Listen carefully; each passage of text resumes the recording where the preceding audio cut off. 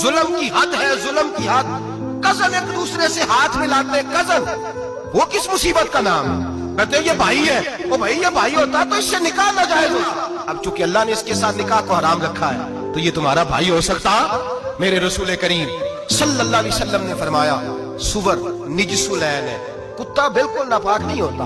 कुत्ता भीग जाए तो बादों का नापाक होता है, या कुत्ते के मुंह से थूक निकले तो नापाक होती है। सुवर निजसुलैन है, पूरा नापाक, खुश्क भी हो तो नापाक है। मेरे हबीब पाक अलैहिस्सलातु सलाम ने फरमाया, एक सुवर हो वो पहले ही नापाक, और दूसरा फिर वो सुवर गंद में लिपटा हुआ हो, गलाजत तो सुवर को लगी हुई हो। फरमाया एक तो सुवर जो निजसुलैन है और फिर वो गंद में लिपट जाए, गलाजत में भर जाए, उसके पूरे वजूद को गंदगी लग जाए।